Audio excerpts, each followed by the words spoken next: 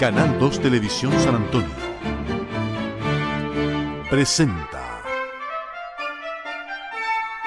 Imago Mundi, la entrevista.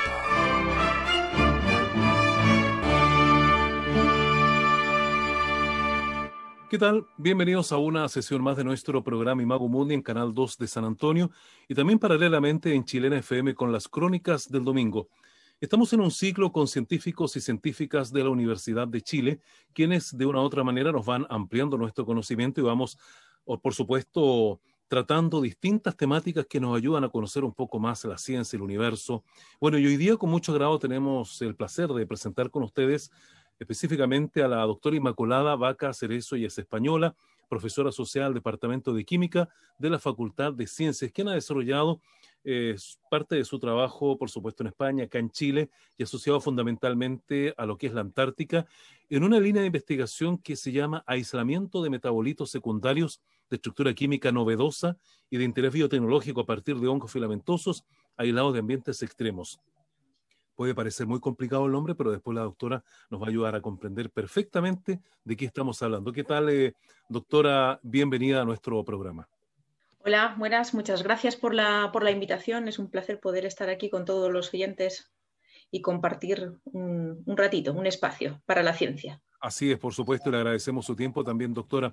Bueno, siempre cuando iniciamos el ciclo le pedimos a nuestros invitados o invitadas que se puedan presentar, nos cuenten quiénes son, de su experiencia, en el caso suyo es de España, cuándo llegó a Chile. Cuéntenos un poco acerca de usted.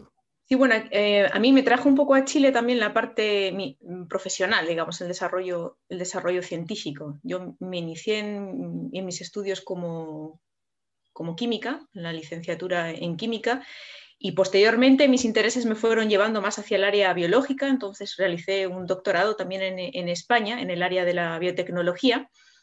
Y cuando ya estaba próxima para terminar los estudios de doctorado, me surgió la posibilidad de venir aquí a Chile y desarrollar un postdoctorado en la Universidad de Santiago. Y a partir de ahí luego ya me surgió el cargo en la Universidad de Chile, en la Facultad de Ciencias, que es donde me desempeño actualmente. Y como por aquel entonces, que era por el año 2008, la situación en España no era muy buena porque justo había habido una crisis económica fuerte. Digamos que justo coincidió cuando yo me tenía que incorporar al mercado laboral y yo quería hacer ciencia. Y en ese minuto en España no encontré las condiciones para hacerlo. Y Chile sí que me las ofreció. Claro. Y doctora, en lo personal, ¿por qué le nace esta inquietud de involucrarse en el mundo de la ciencia? Yo creo que todo el mundo que al final acaba involucrado en la parte de la ciencia siempre parte por una curiosidad. Un poco la curiosidad de cómo funcionan el mundo. Y a cada uno tiene unos intereses en un área. Particularmente en mi caso, a mí me interesaba mucho la química, porque encontraba maravilloso cómo con un reducido número de átomos, que digamos que es la partes en las que se pueden estructurar todas las moléculas que componen todo lo que existe en la Tierra, digamos, se podían hacer combinaciones y hacer nuevas creaciones. O sea, ese mundo, esa interacción, esas combinaciones, cuáles eran las leyes, cómo se regía, todo eso lo encontraba fascinante. Y a partir de ahí uno ya empieza a preguntarse cosas y a involucrarse en algunas preguntas que te van surgiendo. Y eso fue lo que a mí me fue derivando un poco después hacia los hongos. Bueno, y a partir de esa inquietud, ¿ha logrado responder esas preguntas que usted naturalmente tenía? Claro, cuando uno es más pequeño, o sea, las preguntas que se hacen los niños o los más jóvenes son como más básicas, pero precisamente por eso más fundamentales. Y uno se da cuenta que muchas de ellas no tienen una respuesta inmediata, pero uno va aprendiendo cómo puede ir resolviéndolas. Bueno, dentro de lo que nos señalaba de sus estudios sobre la investigación está el estudio de hongos fundamentalmente. Cuéntenos por qué ese interés en particular. Sí, yo comencé mi relación, digamos, profesional con los hongos mientras hacía los estudios de doctorado. En estos estudios yo participaba en el análisis, digamos, estudiando los hongos que producen unos antibióticos que son muy conocidos por todos, que son la penicilina y la cefalosporina, que forman parte de los antibióticos que más comúnmente se recetan y se siguen consumiendo. Estos antibióticos, que proceden de los años 50, ¿cierto? Fueron desarrollados y son producidos a partir de hongos filamentosos, de dos géneros fundamentalmente que se llaman Penicillium y Acremonium. Entonces, si bien originalmente podríamos pensar que los hongos son, digamos, microorganismos que no tienen mucha, a lo mejor, relación con nosotros, fuera parte de patógenos, tanto para los hombres como patógenos para las plantas, que es como la relación que hacemos, o las frutas que vemos, los hongos de pudrición en madera, etcétera. Los hongos tienen también una producción muy importante de compuestos, de productos naturales, ¿ya? Que para ellos tienen una función vital en el entorno donde se desarrollan, pero que precisamente porque tienen una actividad biológica muy importante, la cual la mayor parte de las veces nosotros todavía no la conocemos, no la hemos podido dilucidar, la ventaja que tienen es que gracias a esa actividad que tiene puede ser muy beneficiosa para el ser humano. Y, por ejemplo, la mayor parte de estos compuestos que se pueden aislar de los hongos filamentosos, en concreto, tienen actividades farmacológicas importantes. Está la penicilina y la cefalosporina como ejemplos de antibióticos de gran importancia, que de hecho actualmente se siguen produciendo mediante fermentación con los hongos productores. Y, por ejemplo, también está otro compuesto tan conocido como la lovastatina, anticolesterolémico, que también es producido por un hongo filamentoso y también es muy, muy conocido para reducir los niveles de colesterol, y lo es un fármaco muy habitual. ¿Ya? Entonces vemos que sí que tenemos una relación muy cercana con los compuestos y los productos que producen los hongos filamentosos, beneficiosos para, en este caso, para la salud humana. Bueno, un poco para que nuestros auditores entiendan qué es lo que es filamentoso exactamente. Sí, los hongos se pueden dividir como, digamos, en dos grandes grupos. Uno son los que se denominan unicelulares, como por ejemplo las levaduras, ¿ya? Que son las que se utilizan para hacer las fermentaciones de vino, cerveza, etc. Y luego está el otro gran grupo, que podrían ser los hongos filamentosos, que son aquellos que son pluricelulares, están formados por más de una célula, son organismos compuestos por más de una célula, y que tienen unas estructuras que son como una especie de ramitas con las cuales se sujetan al sustrato donde crecen. Por ejemplo, cuando vemos un limón que se nos ha colonizado un hongo, ¿cierto? Que se pone de color verdecito o grisáceo, vemos cómo el hongo va creciendo y va creando como unos pelitos, que son lo que se denominan las hifas o los filamentos, con los que se incrustan, en este caso en la fruta, ¿ya? Y se agarran ahí a ese sustrato. Esas son como las dos clasificaciones. Y los que producen la mayor parte de estos compuestos que les digo que tienen una actividad biológica que pueden ser para nosotros de interés, son precisamente estos que producen filamentos, y por eso se denominan hongos filamentosos. Por eso hay el nombre de término. Entonces, bueno, usted ha nombrado dentro de todo esto la penicilina como un importante descubrimiento. Obviamente que la penicilina significó un cambio incluso en el tratamiento médico de la salud. ¿Nos puede conversar un poco de eso? ¿Qué significó en su momento que a partir de un hongo se pudiese elaborar penicilina?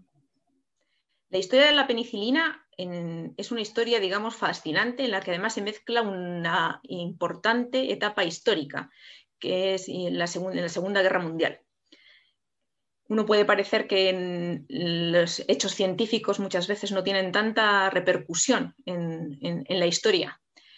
La penicilina supuso el inicio de lo que se denominó la era de oro de los antibióticos, ¿ya? Pues fue el primer antibiótico que se pudo fabricar y suministrar a nivel mundial. Y fue, de hecho, una ventaja de guerra en aquel minuto, que ayudó, digamos, en la Segunda Guerra Mundial a los Estados Unidos e Inglaterra. La historia comenzó en un laboratorio de Oxford, en Inglaterra, donde se aisló un hongo y, mediante observaciones, pudieron ver que se contaminó una placa con este honguito, ¿ya? Y porque alrededor, en una placa que tenían una bacteria que era patógena, se creaba como una especie de círculo, es decir, no dejaba crecer a la bacteria, ¿ya? Entonces, el científico vio ese hecho y no se quedó solamente con la observación, sino que fue más allá y pensó, este hongo tiene que estar produciendo algo que está matando a la bacteria. Entonces se puso manos a la obra para ver qué podía ser y si podía aislar ese compuesto, ¿ya? De ahí entraron a colaborar con otros científicos también de la misma Universidad de Oxford y vieron que podían aislar el compuesto y se lo podían ir dando a ratones para poder verificar que efectivamente tenía el efecto antibiótico que tenían. En aquel minuto estalló la guerra y se encontraron que esa podía ser una gran ventaja para quien pudiera tener un antibiótico, porque mucha de la gente que moría en aquel conflicto entonces, más que a lo mejor lo que era en la guerra en sí, era después por infecciones, ¿ya? Entonces todo el grupo de Oxford se trasladó a Estados Unidos y allí les dieron absolutamente todas las facilidades que tuvieron en sus manos, crearon hasta campañas para que la gente que encontrara hongos creciendo en las frutas las llevaran al laboratorio y poder encontrar cepas productoras.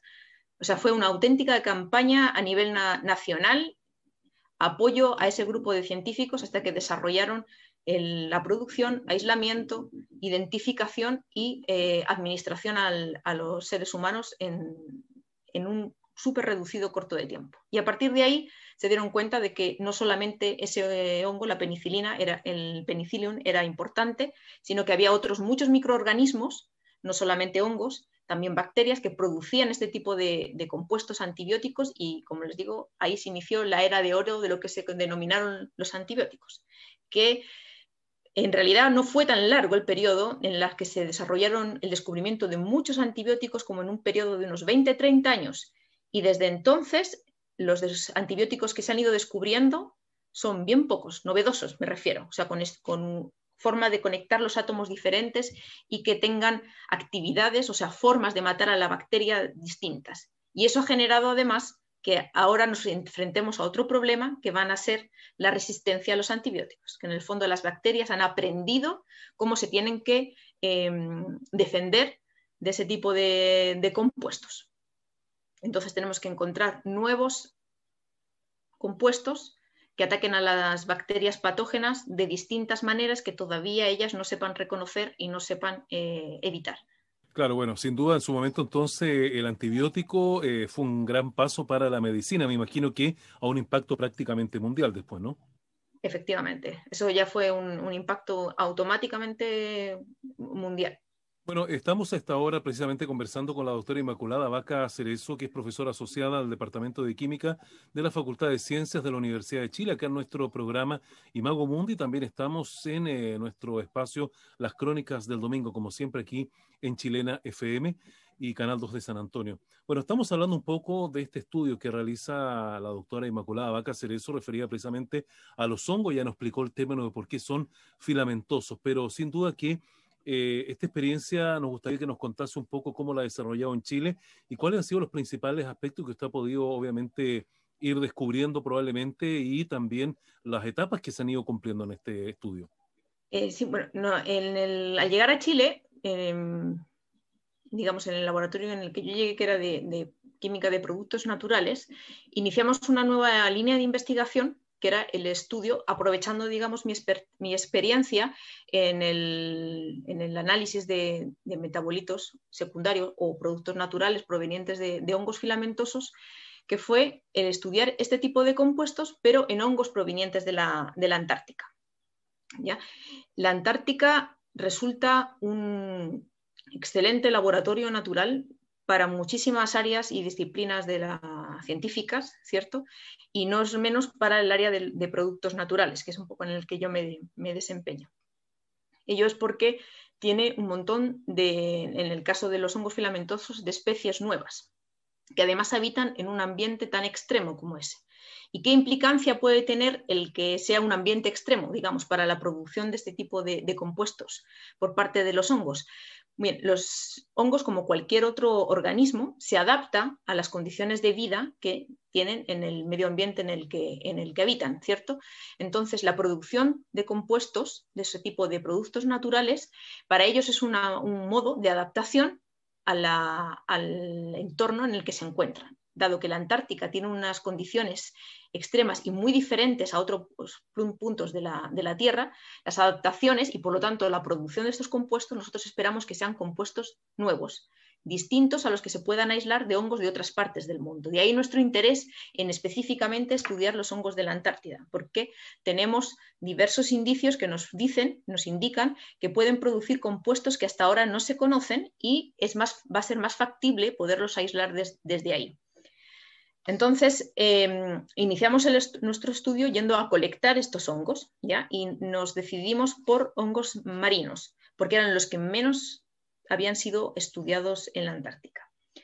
Y ello nos llevó a estudiar los hongos en particular que proceden de las esponjas antárticas. ¿Por qué nos decidimos por las esponjas en particular? Porque las esponjas son unos animales que tienen la particularidad de que sirven de filtradores, ¿no?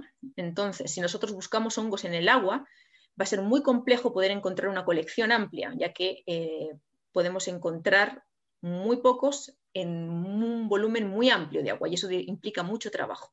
Pero este trabajo de filtración ya lo hacen las esponjas naturalmente, porque es su forma de alimentarse.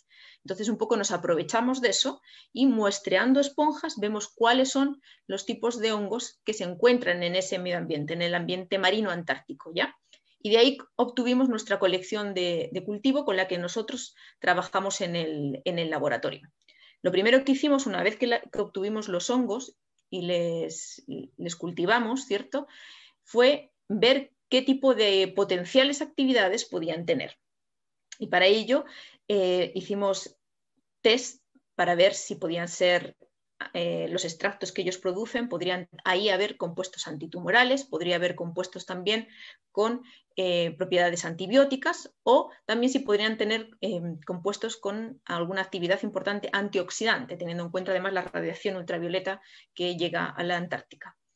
Y de ahí vimos que había varios de esos hongos, principalmente unos que nosotros estamos particularmente interesados en el laboratorio, que pertenecen a un género que se denomina Pseudoginoascus y que se cree que son endémicos de la Antártica. Si bien hay en otros lugares fríos, los que estamos encontrando ahí en la Antártica y que nosotros mismos estamos ahora describiendo como nuevas especies, ya son particulares de ahí hasta el momento, no se han encontrado en otros lugares del planeta. Y hemos visto que tienen un potencial muy interesante como productores de actividad antitumoral y de actividad antibiótica.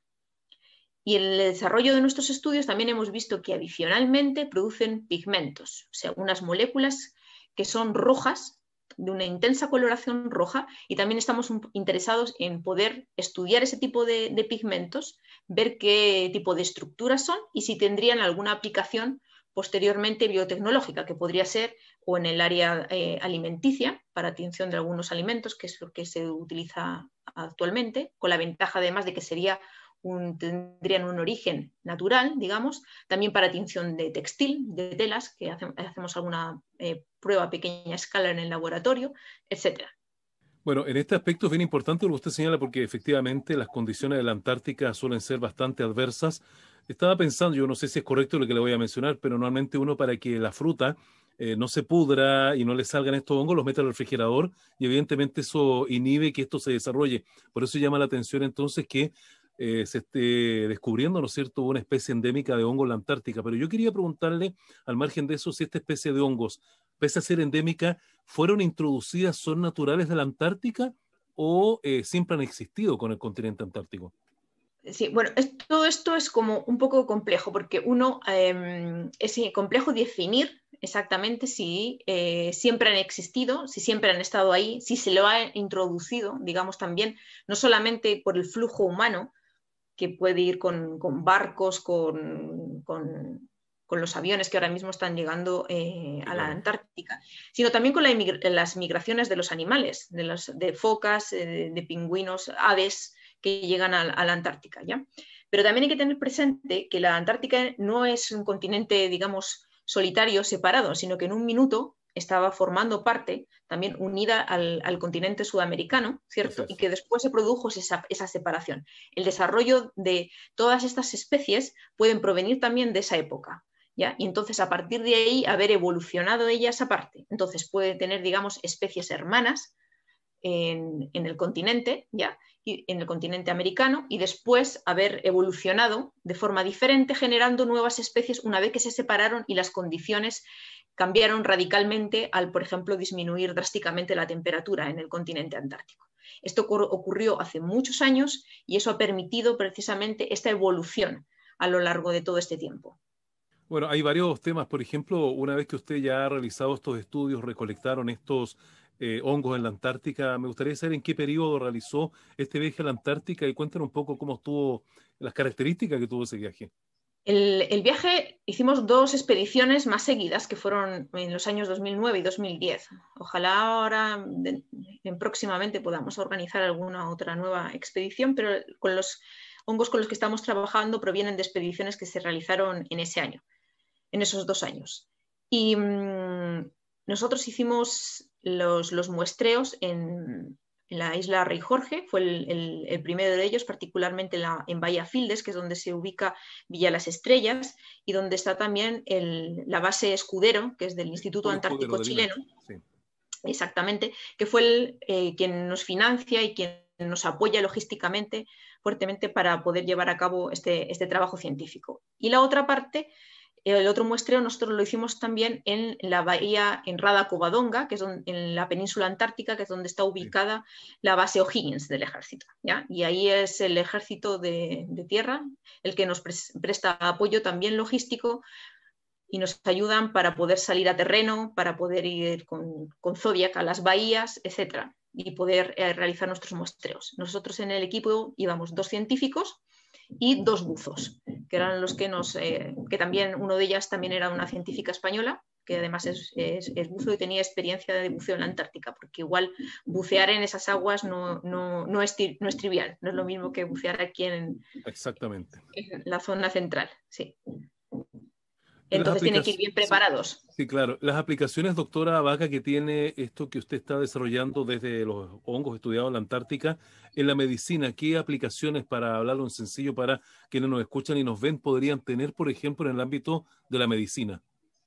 Así como la repercusión más inmediata podría ser como nuevos antibióticos, por ejemplo, ¿ya? O nuevos antitumorales que pudieran servir como tratamiento para distintas variedades oncológicas, ¿ya?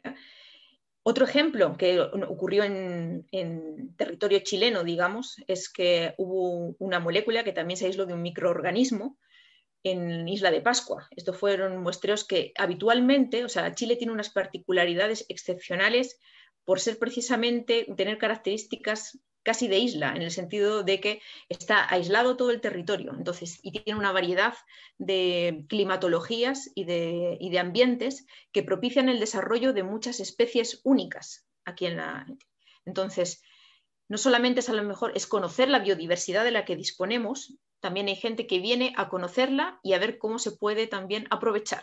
Entonces, ese fue el caso de unas expediciones que se han realizado frecuentemente, por ejemplo, en Isla de Pascua, en la que se hacían muestreos para ver qué tipo de microorganismos se encontraban, y de ahí surgió una molécula muy importante que también tiene propiedades antibióticas, que fue la rapamicina, entonces, que viene de Rapa Nui. Entonces, como ven, sí que es algo que se hace habitualmente y es muy importante poder hacer este tipo de muestreos.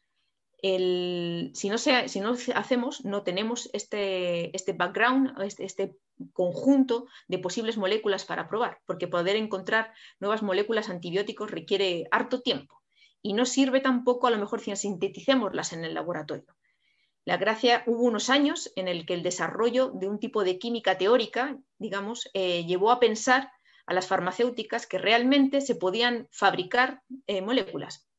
Pero los seres humanos no tenemos todavía la imaginación que tiene la naturaleza, el tipo de estructuras que se encuentran en la naturaleza y, lo que es más importante, durante miles y miles de años, los organismos que producen ciertas moléculas les han dado una función biológica y eso se ha ido desarrollando con la evolución.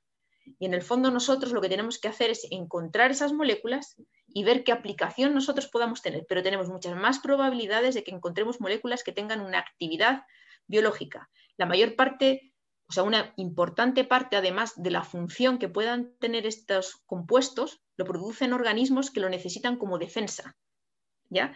Por ejemplo, en el caso de los hongos, dice, pueden producir este tipo de antibióticos para matar las bacterias de su entorno más cercano, ya que ellos no tienen, digamos, disponibilidad de salir corriendo con las patitas, porque no tienen, entonces tienen que estar en un punto fijo. Entonces, si llegan muchas bacterias a donde ellos se encuentran, ¿ya? Les pueden quitar el alimento. En el fondo son una competencia directa para el alimento que ellos tienen en un determinado entorno. Entonces, secretan estos compuestos, matan a las bacterias, entonces eliminan esa competencia y se pueden seguir desarrollando en su entorno ambiental.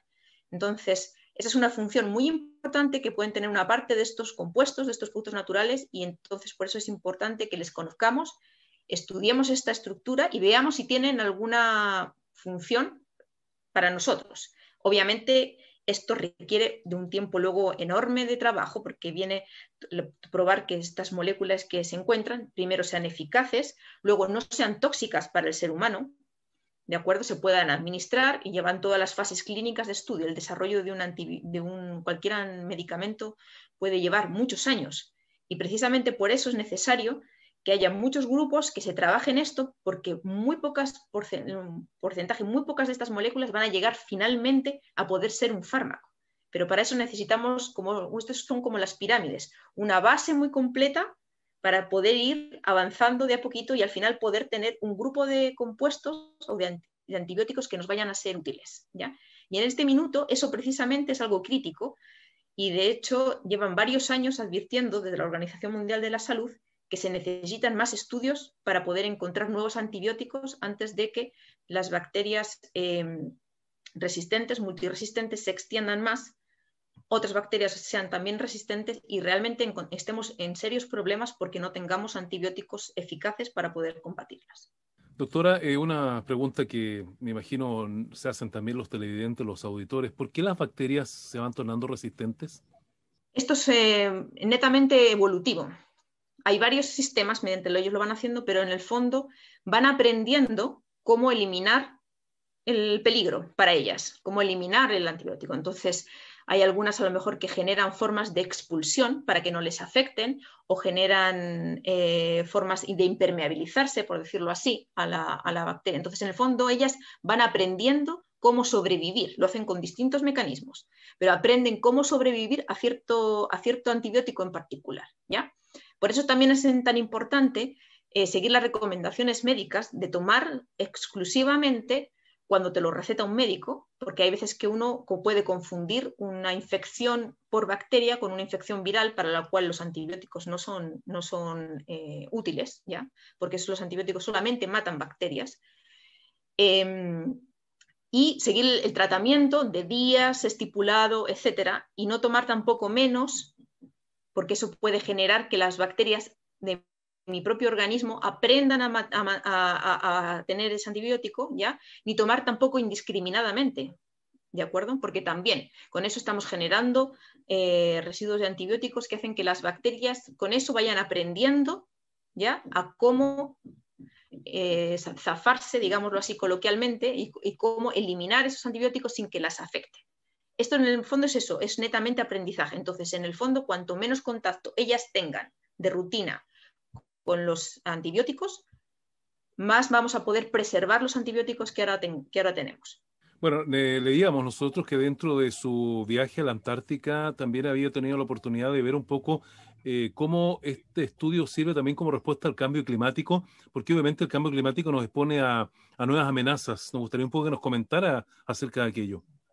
Sí, ahí es bastante drástico lo que se puede observar en la Antártica en cuanto al cambio climático. Como los primeros expediciones, lo que me contaban también la gente de que viaja más seguido a la Antártica, ha podido ver que en las primeras expediciones que habían realizado, o sea, estamos hablando de un lapso de 10 años, había mucha más nieve, había mucho más frío en la época en que se hacen las expediciones, que estamos hablando que habitualmente es entre los meses de noviembre y de marzo, que es en el verano allá, que es cuando se hacen las expediciones científicas. Así es.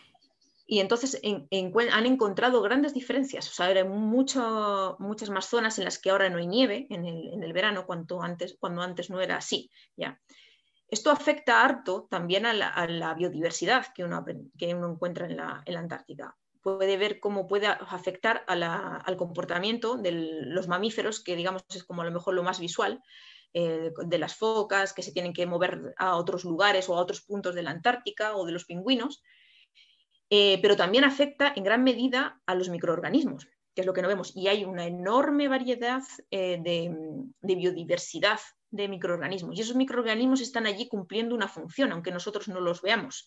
¿ya? En el caso de los hongos filamentosos, por ejemplo, tienen una función vital en el medio ambiente porque ellos son organismos, digamos, que contribuyen al reciclaje de los nutrientes, ¿ya? Entonces, alimentos o materia orgánica que no puede ser asimilada por ciertos organismos, ya los hongos los reciclan y lo convierten en nutrientes que pueden empezar a tomarlos de nuevo, otra vez incorporarlos a la cadena alimenticia. ¿Ya? Entonces, eso hacen una función básica en ese aspecto, fuera parte de la potencial uso que nosotros le podemos dar después, que es mi área, a los compuestos que yo les digo, pero a los compuestos que ellos producen. Pero aparte de eso, ellos hacen una función en el medio ambiente. Entonces, este cambio de temperatura, este cambio hace que no se adapten, porque es muy, muy brusco, no se adapten, no tienen tiempo para la adaptación y estamos perdiendo mucha biodiversidad. Y no sabemos cómo esto va a impactar. No tanto, a lo mejor, como les digo, de los animales que uno puede ver, sino también esta variedad de microorganismos que son fundamentales para que se mantengan los ecosistemas como los conocemos.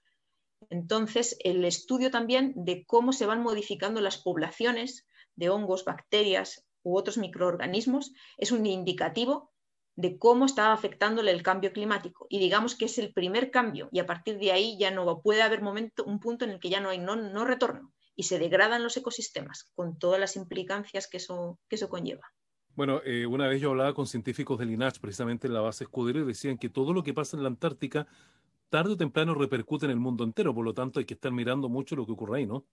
Efectivamente, sí, porque uno va viendo ahí cómo se va produciendo eso y además el cambio climático afecta a las corrientes, afecta a los ciclos de agua, a los ciclos atmosféricos, todo eso al final, cuando uno piensa que está muy alejado del punto donde puede haber un cambio más drástico, al final el planeta es un todo uno y todo le va afectando. Bien, doctora, nosotros queremos agradecerle que nos haya acompañado estos minutos acá en nuestro programa, pero quiero dejar en los minutos finales para que nos pueda hacer algún comentario de algún tema que nos le hayamos preguntado o alguna conclusión que usted quiera realizar. Pues mira, ahora que me lo dice, me gustaría animar, no sé si hay muchas niñas que estén viendo o escuchando Claro. este programa. Yo he tenido la oportunidad de hablar con algunas que han podido venir con sus colegios a la Facultad de Ciencias, que están interesadas en la ciencia y lo que quiero es animarlas a que tengan curiosidad, animarlas a iniciar una carrera científica en el área que sea, en el área que a ellas les interese, porque necesitamos de su creatividad, necesitamos de su inteligencia. Ya no nos podemos permitir que una parte tan importante de la población se quede sin participar en el conocimiento, sin participar en la ciencia. Una de las cosas que más me impactó fueron niñas que me decían que ellas creían que se les daba que motivaban más a los niños porque ellas no eran tan capaces. Eso es mentira, chicas, no les hagáis caso. Ustedes son tanto o más capaces. Entonces, solamente tienen que tener las ganas, motivarse y estudiar, porque perfectamente lo pueden lograr. Perfecto. Si es lo que os gusta hacer. Sí, y muy buen mensaje, por supuesto, así que obviamente esperemos que aquí tenga mucha acogida para quienes nos estén viendo ahora y que las niñas fundamentalmente se motiven con la ciencia. Bueno, de hecho nosotros estamos este mes destacando justamente científicas exclusivamente de la Universidad de Chile. Súper buena iniciativa, porque de verdad que hacemos falta motivar a las niñas, o sea, no se tienen por qué ellas desligar de participar pensando o minimizándose en el fondo, porque no es así. Y si realmente quieren hacerlo, nosotros tenemos muchas estudiantes súper válidas, valiosas y que pueden llegar a ser grandes científicas. Bien, doctora, muchas gracias por habernos acompañado y que esté muy bien, ¿eh? Muchas gracias a ustedes. Bien, de esta manera hemos tenido la participación en nuestro programa Imago Mundi de la doctora Inmaculada Vaca Cerezo, profesora asociada al Departamento de Química de la Facultad de Ciencias de la Universidad de Chile, en este ciclo semanal que estamos llevando a efecto con científicas de esta casa de estudios de nuestro país. Así que muchas gracias por la sintonía y nosotros ya nos reencontramos en un programa similar la semana entrante. Canal 2 Televisión San Antonio presentó